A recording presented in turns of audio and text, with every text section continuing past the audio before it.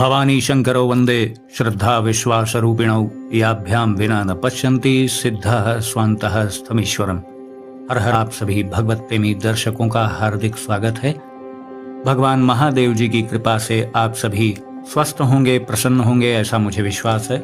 शिव नाम जाप की सफलता के क्या लक्षण हैं, यही शीर्षक है आज के वीडियो का, जैसा कि आपने थंबनेल में भी देखा होगा। जैसा कि आप सभी जानते हैं कि इस घनघोर कलिकाल में नाम जाप ही ईश्वर प्राप्ति का सबसे महत्वपूर्ण साधन है। विशेष रूप से इस कलिकाल में नाम जाप की महिमा बहुत श्रेष्ठ बताई गई है। फिर भी ऐसा क्या कारण है कि अधिकांश लोग, दुनिया में लगभग इस वक्त 7 अरब लोग हैं, तो ठीक है, चलिए अन्य संप्रदाय के लोग भी हैं, लेकिन अपने देश में ही सनातन धर्मियों की कमी है, तो क्या वो सारे के सारे नाम जाप करते हैं? जबकि वो सभी जानते हैं कि कलयुग में सर्वश्रेष्ठ साधन जो है वो नाम जप है। फिर भी ये सब जानने के बाद भी कोई नाम जप में इंटरेस्ट क्यों नहीं लेता है? इसका मुख्य कारण है अश्रद्धा। ये बिल्कुल सही मैं कह रहा हूँ। देखिए, जब कोई लंबा चौड़ा मंत्र दे दिया जाता है किसी को जपने के लिए, तो उसे लगता है कि हाँ, ये तो कोई विशेष चीज है, ये तो किसी विशेष व्यक्ति को ही मिलती है, कोई विशेष व्यक्ति ही देता है। मेरे ऊपर प्रभु की एक विशेष कृपा है जो इतना लंबा चौड़ा अद्भुत मंत्र मुझे मिला, जो पहले कभी मैंने सुना नहीं या किसी ने भी और सुना नहीं उसे। तो ऐसा क्या कारण है कि 2, 3, 4 अक्षरों के नाम में हमें अश्रद्धा ही होती है? सर्वप्रथम किसी व्यक्ति को नाम जपने को कहो तो वो बहुत सशंकित होता है। ये सब मैंने जीवन में जो अनुभव प्राप्त किए हैं वही साझा कर रहा हूँ आपसे। जब किसी को कह दो कि भाई तुम्हारी कितनी भी बड़ी समस्या हो, नाम जाप करो, वो सही हो जाएगा सब, तो वो थोड़ा अश्रद्धा भाव से देखता है या बहुत अनमने भाव से उस चीज को स्वीकार करता है। अच्छा, आप कह रहे हैं तो करेंगे, ये भाव रहता है। और यदि कोई ऐसा कोई मंत्र दे दिया जाता है जिसे उसने कभी जीवन में सुना न हो, आड़े तिरछे उसमें शब्द अक्षर हों, तो वो उसे बड़ा अच्छा लगता है। अब आप कहेंगे कि आप जो है मंत्र की महिमा को घटा रहे हैं। अरे भाई, मैं मंत्र की महिमा को नहीं घटा रहा हूँ। मंत्र की महिमा के बारे में मुझे कोई कंफ्यूजन नहीं है, लेकिन मैं आप लोगों को बता रहा हूँ कि नाम जप में अश्रद्धा क्यों होती है लोगों को, अधिकांशतः लोगों को होती है। कोई ये कह रहा हो कि नहीं मुझे बहुत श्रद्धा है, तो भाई वो करोड़ों में कोई एक व्यक्ति होगा। बड़े बड़े यज्ञ अनुष्ठान होते हैं, बड़े बड़े धार्मिक आयोजन होते हैं और तमाम तरीके के कार्यक्रम तमाम समय समय पर होते ही रहते हैं हमारे समाज में, और उसमें धन भी व्यय होता है और सब लोग मिलजुल कर उस खर्च को वहन भी करते हैं। सभी लोग अपनी क्षमता के अनुसार उसमें आर्थिक सहयोग भी करते हैं। लेकिन नाम जाप करने में तो ना ही किसी प्रकार की सामग्री की आवश्यकता है, ना ही धन आदि का खर्चा है, फिर भी लोग क्यों नाम जप नहीं करते हैं? मैंने अपने अनुभव से आज तक जो भी इसका कारण जाना है वो ये है कि नाम अत्यंत सरल है, इसकी प्रक्रिया अत्यंत सरल है, इसमें किसी प्रकार का भेदभाव नहीं है, इसमें किसी प्रकार का बंधन नहीं है, किसी प्रकार की नियमावली नहीं है। तो बस इसी कारण से लोग इसमें अश्रद्धा रखते हैं। अधिकांश लोगों के मन में यही भाव रहता है कि बड़े बड़े यज्ञ अनुष्ठान से मुझे सफलता नहीं मिल पाई, बहुत मैंने जाप करवा लिए, ब्राह्मणों को बुला करके घर पे अनुष्ठान करा लिया, बहुत कुछ मैंने कर डाला, तीर्थ यात्रा कर डाली, दान बहुत दिया, लेकिन मुझे सुख नहीं मिला जो मिलना चाहिए था। वो इसीलिए तो नहीं मिला क्योंकि आपने नाम जप नहीं किया। रोग निवृत्ति के लिए रोगी को स्वयं दवा खानी पड़ती है, लेकिन अधिकांश लोगों का ये विचार रहता है आध्यात्मिक उपायों में कि भाई किसी पंडित जी से जप करा लो, कहीं तीर्थ यात्रा कराओ, किसी को दान दे दो। ये सब आपके पुण्य कर्म को बढ़ाते हैं, पुण्य कर्म की वृद्धि करते हैं, पाप कर्म को न घटा सकते हैं। ये भाई नया पुण्य करने से पुराना पाप थोड़ी घट जाता है। इस भ्रम में बिल्कुल नहीं रहिएगा। अगर आप किसी एक व्यक्ति का घर उजाड़ देते हैं और किसी एक तीसरे व्यक्ति का आप घर बसा देते हैं तो आपका पाप खत्म नहीं हो जाएगा। जो आपने दुष्कृत्य किए हैं उसका हिसाब अलग होगा और जो आपने शुभ कृत्य किए हैं उसका हिसाब अलग होगा। हालांकि इसमें मुख्य दोष तो मैं व्यक्तियों का नहीं मान रहा हूँ, मैं उन लोगों का दोष मानता हूँ जिन्होंने समाज को राह दिखाने का बीड़ा उठा रखा है। वो कभी ये प्रयास नहीं करते कि मुझसे जुड़ा हुआ जो व्यक्ति है या मेरा शिष्य है वो उसकी चित्तवृत्ति ईश्वर की ओर अधिक हो। वो सब अपनी ओर लगाने लगते हैं व्यक्तियों की चित्तवृत्ति को। देखिए, मैं किसी की आलोचना करने के मूड में बिल्कुल नहीं हूँ, लेकिन मैं ये आपको बताना चाह रहा हूँ कि जिस किसी को भी आप गुरु रूप में धारण करें तो पहले थोड़ा ठोक बजा लें कि देखें तो उसका चाल चरित्र क्या है। और वैसे भी शास्त्रों में भी कहा गया है कि गुरु बनाने के पहले उसका भली प्रकार से सर्वेक्षण सब कर दीजिए, फिर उसमें कोई दोष नहीं लगता। हाँ, सर्वेक्षण में वो पास हो गए, आपके अंतर मन ने स्वीकार कर लिया कि ये मेरे गुरु हैं, तो फिर उनमें दोष दर्शन मत करिएगा। लेकिन जब तक आप उनको परख रहे हैं तब तक आप उनके गुण दोषों का विश्लेषण कर सकते हैं, बिल्कुल इसकी छूट है। मैं ये बातें इसलिए भी बता रहा हूँ कि नाम जप में जब किसी व्यक्ति विशेष को श्रद्धा नहीं जागती है तो उसके पीछे दो मुख्य कारण होते हैं। पहला, उसका मार्गदर्शक अथवा गुरु जो उसे नाम में श्रद्धा ही नहीं पैदा करवा पा रहा है, और दूसरा उस व्यक्ति के स्वतः के कर्म, यदि पीछे के कर्म उसके पाप कर्म इतने हावी हो चुके हैं जो कि फल देने को उद्यत हैं, तो वो नाम जप उसे करने नहीं देंगे, कतई नहीं करने देंगे, और ना मंत्र जाप करने देंगे। मतलब वो पाप फलित होना चाह रहे हैं, वो नाम और मंत्र की शक्ति से समाप्त नहीं होना चाह रहे हैं। देखिए, यही रस्साकशी चलती रहती है जीवन में। हमारे पुण्य कर्म बली होते हैं तो पाप कर्म दब जाते हैं, हमारे साथ अच्छी घटनाएं आती हैं सामने, अच्छे परिणाम सामने आते हैं। लेकिन जब हमारे पुण्य कर्म कृतकर्म अच्छे नहीं रहते और वर्तमान में भी हम पाप ही कांटे ही बो रहे हैं लोगों के लिए, तो पीछे वाले जो दुष्कृत्य हमारे हैं वो हावी होने लगते हैं, तो परिणाम में हमें उसी तरीके की नकारात्मक घटनाएं हमारे साथ होने लगती हैं। इतनी बातें मैंने इसलिए भी बताई कि आप कम से कम ये जान लें कि नाम जाप सर्वश्रेष्ठ साधन है, तो उसे सर्वश्रेष्ठ लोग क्यों नहीं मानते हैं, उसके पीछे जो मुख्य कारण है वो मैंने आपको बता दिए। लेकिन अपने इष्ट देव की कृपा से, अपने सद्गुरुजनों के मार्गदर्शन से, जिन्होंने नाम के प्रभाव को जान लिया, जिन्होंने ये जान लिया कि नाम जप ही कलिकाल का सर्वश्रेष्ठ साधन है, और जो मैं मांग सकता हूँ, जितनी मेरी हैसियत है, जो कुछ भी मांग लेने की मेरी सीमा है, उससे भी कहीं अधिक नाम हमें देने की क्षमता रखता है। आप ये ना सोचें कि मंत्र जाप से इतनी चीजें मिलेंगी, नाम जाप से बस इतनी ही चीजें मिलेंगी। अरे भाई साहब, नाम आपको इतना देगा कि आप समेट नहीं पाएंगे उसे। फिर आपको ही प्रभु को कहना पड़ेगा कि बस अब कृपा रोक दीजिए प्रभु, अब पेट भर चुका है। उस पर से कहीं आपने शिव नाम जाप कर लिया, महादेव जी के नाम का जाप कर लिया, फिर आप समेटते ही रह जाएंगे, जीवन भर इतना मिलेगा। देखिए, सब जो अनुभवतीत बातें हैं वही बताई जा रही हैं। और कभी भी नाम या मंत्र जाप का मापदंड धन, वैभव, ऐश्वर्य को मत रखिएगा। ये तो मुफ्त में मिलते हैं, ये सब मांग करके अपनी ऊर्जा को व्यय मत करिए। मच्छर मारने के लिए ब्रह्मास्त्र का प्रयोग मत करिए। अरे, नाम जाप किया है तो इस जेल से, इस नरक में जहाँ पड़े हुए हैं, इससे छुटकारा मांगिए। अभी चूंकि पांच भौतिक शरीर में आप बंधे हुए हैं, इसलिए आप समझ नहीं पा रहे हैं कि आप फंसे कहाँ हुए हैं। कूप मंडूक वाली स्थिति है मनुष्य की। कुएं का मेढक कुएं को ही दुनिया समझता है, जैसे मनुष्य समझता है कि मैं मनुष्य तन पा गया हूँ, धरती का राजा हूँ, सबसे श्रेष्ठ योनि मेरी है। लेकिन श्रेष्ठ योनि आपको दी गई है श्रेष्ठ कर्म करने के लिए। आपने श्रेष्ठ योनि पाके कौन सा श्रेष्ठ कर्म किया? आप तो जीवन भर धन कमाने में लगे रहे, प्रसिद्धि, वैभव, ऐश्वर्य, है ना, यही सब में लगे रहे। तो मनुष्य योनि श्रेष्ठ है, उसका उपयोग कहाँ किया आपने? बड़े भाग मानस तन पावा, सुर दुर्लभ सदग्रंथन गावा।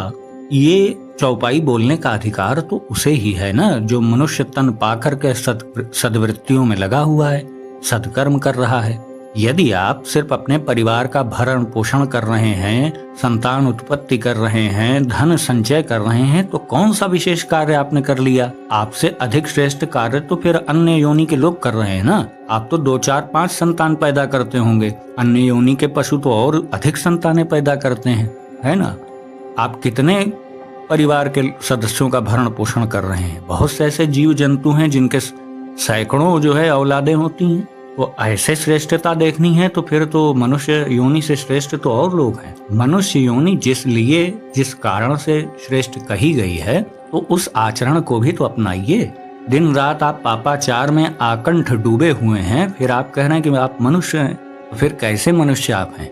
देखिए, शास्त्र कहता है कि जो व्यक्ति अपने द्वारा अपनी आत्मा का उद्धार करता है वही अपनी आत्मा का परम मित्र है और वही परम अहिंसक है। अहिंसक, और जो अपने ही द्वारा अपनी आत्मा को गर्त में डालता रहता है, हर समय उसके बंधन को और मजबूत करता रहता है, वही उसका सबसे बड़ा शत्रु है और वही सबसे बड़ा हिंसक भी है। यानी अपनी आत्मा को इस आवागमन में फंसाए रखने में जो मदद करते हैं वही लोग सबसे बड़े हिंसक हैं। ऐसे तो किसी भी जीव जंतु को परेशान करना, मारना, पीटना, उसके साथ झगड़ा करना वो हिंसा है, लेकिन अब सबसे बड़ी हिंसा क्या है? अपनी आत्मा के उद्धार में अवरोध पैदा करना ही सबसे बड़ी हिंसा है, जैसा कि शास्त्र कहते हैं। ये बात भी बिल्कुल ही सच है कि नाम जाप वही कर पाता है जिस पर नाम की कृपा होती है। हाँ, यदि आप नाम जाप प्रारंभ करते हैं और आपके पीछे के कृत कर्म जो हैं वो अवरोध पैदा नहीं कर रहे हैं, पीछे कोई महत् पाप आपने नहीं किया है, तो नाम जाप में आपकी श्रद्धा हो जाएगी। सबसे बड़ी बात नाम जाप करना नहीं है, नाम जाप में श्रद्धा पैदा करना। जैसे देखिए, संसार में धन का बड़ा महत्व है, लेकिन महत्व गौर से देखिए तो धन का नहीं है।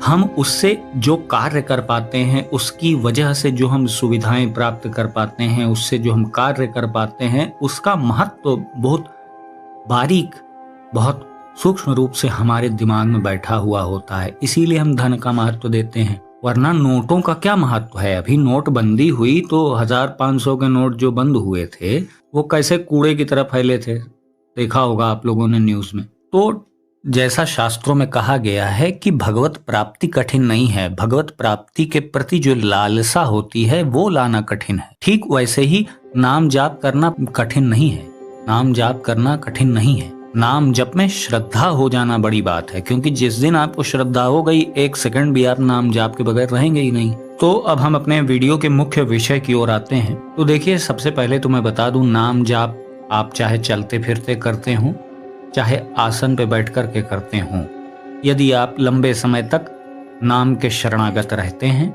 नाम का आश्रय लेते हैं, तो आपके पीछे के सबसे पहला कार्य ये होता है कि पीछे के कृत कर्मों को वो नष्ट करता है। जो पीछे के हमारे पाप कर्म हैं उसको नष्ट करता है। हालांकि बहुत आगे के उच्च स्तर की मैं बात बताऊं तो वो पुण्य कर्मों को भी नष्ट करता है, लेकिन अभी आप वहां पे उस स्तर की बात को ना जानिए। अभी मैं यहीं पे आपको ये बता रहा हूँ कि प्रारंभ में नाम जाप का सर्वप्रथम कार्य होता है पीछे के बुरे कर्मों को, जो हम पहले करके आए हैं इस जन्म में और करोड़ों अनंत जन्मों में पहले जो संचित गोदाम में पड़े हुए हैं, उनको नाम नष्ट करता है। जब पीछे के कुछ पाप कर्म कम होने लग जाते हैं तो परिणाम स्वरूप ये लक्षण पैदा होता है कि हमें नाम में थोड़ा श्रद्धा और रुचि पैदा होने लग जाती है, क्योंकि अभी तक तो हम किसी मार्गदर्शक के कहने से नाम जाप कर रहे थे ना, या अपनी इच्छा से भी कर रहे थे, तो एक दवा के रूप में कर रहे थे, उसमें आनंद नहीं आ रहा था। लेकिन जब पीछे के कर्म हल्के होने लग जाएंगे तो आपके नाम जप की गति और तीव्र बढ़ेगी, तो फिर आपको नाम जप का स्वाद आना प्रारंभ हो जाएगा। लेकिन इसकी समय सीमा निर्धारित नहीं है, क्योंकि पीछे के कृतकर्म किसके कितने हैं वो तो यहाँ संसार में कोई जानता नहीं। आप स्वयं भी नहीं जानते कि आप पीछे कितने पाप कर्मों को करके आए हैं। हो सकता है इस जन्म के आपको याद हो, पीछे के जन्मों का अच्छा बुरा कर्म आपको कहाँ याद होगा। तो नाम जाप सबसे पहले आपकी सफाई करता है। सफाई हो जाती है तो पहला लक्षण यही प्रकट होता है कि आपको नाम जप से अलौकिक प्रेम हो जाता है। उसको व्यक्त नहीं किया जा सकता है, वो जो इस स्तर पे पहुंचेगा उसको समझ में आएगा ही। अब दूसरा लक्षण क्या है? यदि आप नाम जाप में श्रद्धा संपन्न हो गए, आपको नाम जाप से प्रेम हो गया, तो निश्चित ये दूसरा लक्षण आपके साथ घटेगा कि आपका मन होगा कि अब मैं आसन लगा करके प्रभु की प्रतिमा या उनके चित्र के सामने बैठ करके जाप करूं। इसको आप देख लीजिए, हो सकता है कि बहुत लोग इस स्तर को अचीव कर चुके हों और जो नहीं करे होंगे तो यही स्तर दूसरा नंबर पे आएगा, इसको ध्यान रखिएगा। अब यहाँ पर कोई दर्शक ये कह सकता है कि मैं तो प्रारंभ से ही आसन पे नाम जाप कर रहा हूँ। तो देखिए, मैंने उन लोगों के लिए ये लक्षण बताए हैं जो चलते फिरते नाम जाप प्रारंभ करते हैं और उनकी बहुत श्रद्धा नहीं होती है उसमें, बस वो दवा समझ करके ऐसे चलते फिरते नाम जाप करने लगते हैं। और अगर नाम ने उन पे कृपा कर दी तो ये दूसरा लक्षण प्रकट होता है जो मैंने आपको बताया। और यदि आप प्रारंभ से ही आसन पे नाम जाप कर रहे हैं और लंबे समय तक कर रहे हैं तो नाम की कृपा आपके ऊपर है, ये तो स्पष्ट ही है ना। और आप सभी दर्शकों को एक मैं बात बता दूं कि मैंने इसके पहले भी एक वीडियो बनाया था जो नाम जाप या मंत्र जाप के विभिन्न स्तर मैंने उसमें बताए थे, तो इसमें आप बिल्कुल कंफ्यूजन मत रखिएगा। वो वीडियो नाम जाप या मंत्र जाप के स्तर को संबोधित कर रहा है। यहाँ पे मैं नाम जाप से जो हमारे अंदर हमारी चित्तवृत्ति में लक्षण या हमारे भौतिक शरीर में जो लक्षण पैदा होते हैं, मैं उसकी बात कर रहा हूँ। अब जब आप आसन पर लंबे समय तक नाम जाप करते रहते हैं, उसमें प्रयत्नशील रहते हैं, तो तीसरा जो प्रभाव प्रकट होता है, लक्षण प्रकट होता है, वो है मूलाधार चक्र की जागृति। देखिए, सबसे पहले जो हमारे शरीर में प्रभाव पड़ता है नाम जाप या मंत्र जाप का, वो मूलाधार चक्र से ही प्रारंभ होता है, क्योंकि प्रथम चक्र वही है और मूलाधार चक्र का ही कारक होता है भूमि तत्व। और पांचों तत्वों में सबसे भारी तत्व भूमि तत्व ही है। इसको साध लिया तो बाकी के चार तत्व तो अपेक्षाकृत हल्के होते हैं और सबसे कठिन होता है मूलाधार की जागृति। मूलाधार सद गया तो सबसे बड़ा शत्रु इस संसार का है भगवत पथ में काम शत्रु, तो आप काम शत्रु पे विजय प्राप्त कर लेते हैं। नाम ही सर्वश्रेष्ठ नौका है, उसमें बैठ जाओ, बिना प्रयास के पार हो जाओगे। लेकिन अपने प्रयास से अगर कुछ करना है तो फिर प्रभु आपको नदी में छोड़ देंगे, जाओ अपने प्रयास से, क्योंकि कर्ता भाव प्रबल है ना आप में। नहीं मैं मंत्र से ये हासिल कर लूंगा, नहीं मैं अनुष्ठान से, यज्ञ से, इन क्रियाओं से ये हासिल कर लूंगा, तो प्रभु आपको फ्री विल दिए हुए हैं, वो आपके कार्य में आपको डिस्टर्ब नहीं करते हैं। आप उनसे कह रहे हो कि मुझे छोड़ दो, मैं नदी पार करके निकल जाऊंगा, तो वो बिल्कुल भी आपकी मदद नहीं करेंगे। नाम जाप का सहारा वो लेता है जो नाम रूपी नौका में बैठकर आराम से भव सागर को पार करना चाहता है। लेकिन इतनी आसान सी बात सबको समझ में नहीं है, क्योंकि कर्ता भाव सब में प्रबल है। लोग तो मुक्ति भी चाहते हैं तो हर वक्त मुक्ति का चिंतन मन में करते रहते हैं। उन्हें ये पता ही नहीं हो पाता कभी जीवन भर कि किसी चीज का चिंतन करने वाला मन कभी मुक्त ही नहीं होता है। अरे भाई, मुक्ति का भी चिंतन थोड़ी किया जाता है। और मोक्ष होता किसका है? मैंने पहले भी कई दफा ये बताया है कि मन एव मनुष्याणाम कारणम बंध मोक्षयोः। हमें सिर्फ मन का इलाज करना है भाई साहब। शरीर हमारा काला हो, गोरा हो, टेढ़ा हो, उल्टा हो, उससे कोई फर्क नहीं पड़ने वाला है। मनुष्य तन एक साधन है, एक आपको औजार दे दिया गया है कि इस पिंजड़े को काटने का यही साधन है। लेकिन चेतना विस्मृति और पीछे के कृत पाप कर्मों का यही परिणाम होता है कि हम अपने मनुष्य जीवन का उद्देश्य ही भूल जाते हैं। भाई, यदि आप रोड पे निकले और निकलते ही आप विस्मृत हो गए कि मैं किस लिए निकला था, मुझे कहाँ जाना है, कहाँ नहीं जाना है, तो उस समय आप विचार कीजिए कि आपकी स्मृति ऐसी हो गई तो आपका क्या हाल होगा, आप किधर जाएंगे? जो आपको जैसा बताएगा वैसा मानने लग जाएंगे। वही स्थिति तो मनुष्य की यहाँ हो गई है। पीछे का सब भूल गया, आगे क्या होना है पता नहीं। वर्तमान में चारों ओर कामिनी कंचन, धन, वैभव, ऐश्वर्य उसे चकाचौंध में घेरे हुए हैं। तो वही वो मनुष्य भ्रमित होता रहता है। तो उसे वो निकलने का मार्ग बताए कौन? जो बता रहा है उस पे तो वो श्रद्धा ही नहीं कर रहा है। वो कह रहा है कि नहीं, नाम जाप में क्या रखा है। ऐसा तर्क लोग देते हैं ना, जो पीछे के कृत कर्म से परेशान रहते हैं। मूल विषय की ओर आते हैं। जैसा कि मैंने आपको बताया कि तीसरे लक्षण में ये होता है कि हमारा मूलाधार चक्र जागृत होने लग जाता है। जब आप आसन पे बैठ करके नाम जाप प्रारंभ करेंगे तो तुरंत ही मूलाधार चक्र जागृत नहीं होगा। मैंने आपको पहले भी बताया ना कि सबसे कठिन होता है पहला चक्र मूलाधार चक्र को जागृत करना, क्योंकि सबसे भारी तत्व भूमि तत्व यहीं स्थित होता है। अब इसके बाद क्रमशः जब हम नाम जाप पूरी तत्परता के साथ करते रहते हैं तो वही मूलाधार से ऊर्जा ऊपर की ओर गमन करती है। तो चौथे लक्षण के रूप में यही चीजें सामने आती हैं कि ऊर्जा मूलाधार चक्र से ऊपर की ओर, ऊपर के चक्रों की ओर गति करने लग जाती है। इसके परिणाम स्वरूप जो हमारे शरीर में लक्षण हमें देखने को मिलता है, हम आसन पर बैठकर जाप कर रहे होते हैं, लेकिन हमारा शरीर जो होता है वो आगे पीछे या दाहिने बाएं गति करने लगता है। हो सकता है किसी किसी का गोल गोल आकार में ऐसे घूम रहा हो, या किसी किसी का दाहिने बाएं आगे पीछे भी मूवमेंट करता है शरीर। जो भी साधक नाम जाप को पूरी श्रद्धा भावना के साथ जाप करते हैं, उनके साथ ही ये सब लक्षण प्रकट होते हैं। तो जब पूरी तत्परता से हम नाम जाप को प्रारंभ रखते हैं तो 5वें लक्षण के रूप में ये स्थिति प्रकट होती है कि हमारे आज्ञा चक्र में थोड़ा स्पंदन प्रारंभ हो जाता है, हल्का वाइब्रेशन जैसा आने लगता है, और कुछ प्रकाश पुंज भी हमें आंख बंद करके जब हम ध्यानस्थ होते हैं अपने भ्रुव मध्य यानी भवों के मध्य में, जहाँ ध्यान करने का स्थान होता है, तकरीबन सबको ही पता होगा, वहाँ जब हम ध्यान लगाते हैं तो हमें एक प्रकाश पुंज श्वेत रंग का या किसी किसी को अलग रंग का भी दिख सकता है, लेकिन वही बात मैं आपको बता रहा हूँ जो अधिकांश लोगों के साथ होती है। श्वेत रंग का बहुत हल्का सा नीलापन लिए हुए वो प्रकाश होता है। लेकिन यहाँ ये बात भी ध्यान में अवश्य रखनी चाहिए कि आप आसन पे बैठ के नाम जाप करते हैं तो आपको ध्यानस्थ भी होना पड़ेगा। ऐसा नहीं है कि आप आसन पे बैठे हैं, आंख आपकी खुली है, आप चारों ओर देख रहे हैं और नाम भी जप कर रहे हैं, नहीं। इससे आपके मूलाधार पे प्रभाव तो पड़ेगा, वो लक्षण दिखेगा, लेकिन जो ये अगला लक्षण मैं बता रहा हूँ, आज्ञा चक्र में प्रकाश दिखने वाला लक्षण, वो तभी प्रकट होगा जब आप ध्यानस्थ स्थिति में बैठेंगे। ध्यान लगा करके, आंखों को बंद करके, अपनी आंखों को भवों के मध्य में स्थित करके प्रभु को प्राप्त करने की ये एक निर्धारित प्रक्रिया है।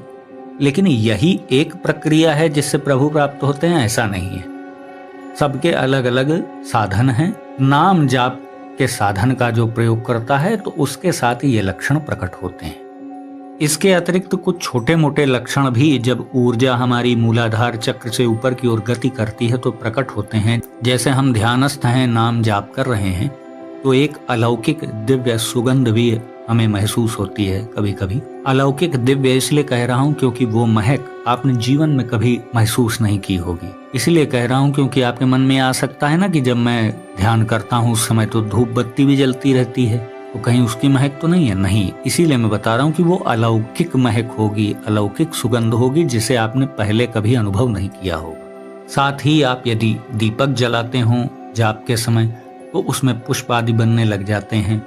विभिन्न आकृति के पुष्प हो सकते हैं।